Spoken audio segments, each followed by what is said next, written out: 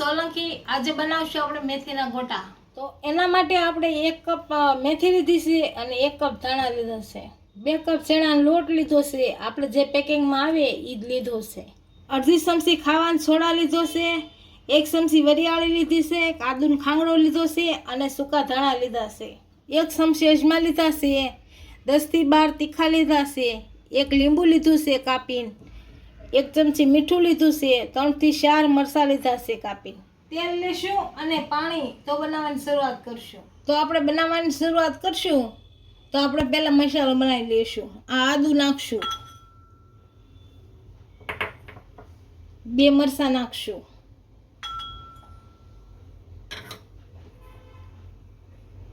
1 ચમચી ધાણા, 1 ચમચી વરિયાળી લીધી નાખી, 10 થી 12 તીખા। આને ખાંડી લેશું। હવે બધા મસાલા ખાંડીને તૈયાર કરી લીધા છે તો હવે બેટર બનાવી લેશું। 2 કપ ચણાનો લોટ નાખશું,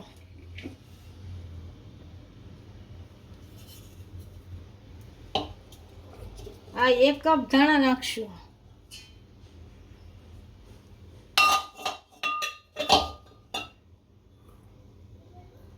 1 કપ મેથી નાખશું,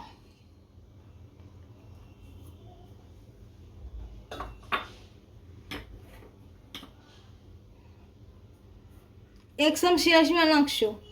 આપણે જે મસાલો બનાવ્યો હતો એ નાખી દઈશું।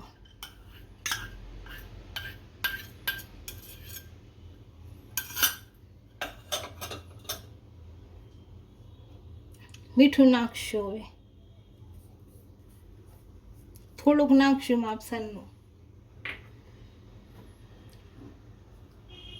હવે થોડોક સોડા ખાંડ નાખશું, 1 લીંબુ લીધું એનું ઉપર નીચોવશું।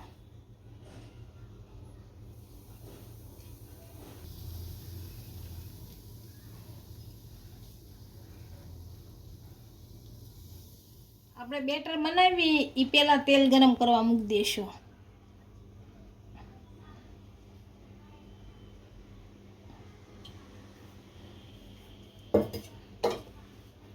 ગેસ ચાલુ કરી દઈશું। હવે આપણે પાણી નાખી અને બેટર કરી નાખશું તૈયાર।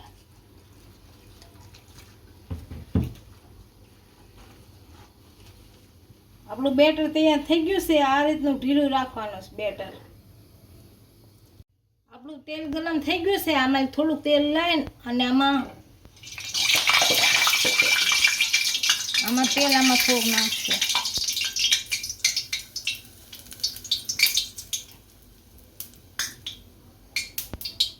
આને મિક્સ કરી દેવું। આમાં આપણું તેલ ગરમ થઈ ગયું છે। આમાં હવે ગોટા પાડી લઈશું।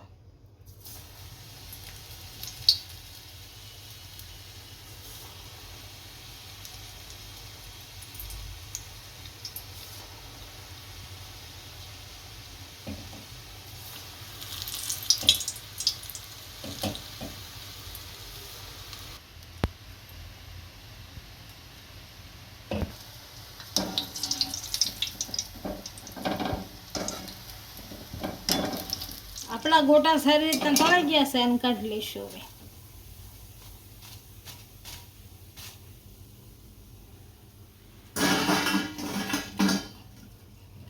આવી રીતે બધા તળી લેશું।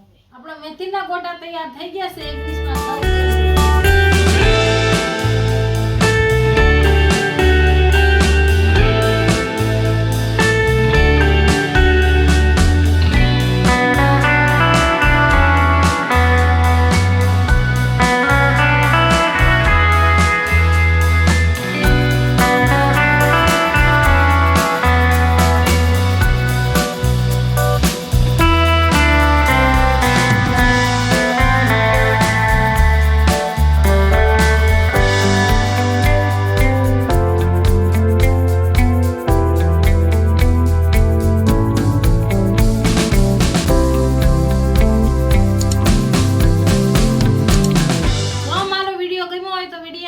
કરી इंस्टाग्राम અને ફેસબુક પર ફોલો કરી દેજો। મળીએ નવા વિડિયો સાથે।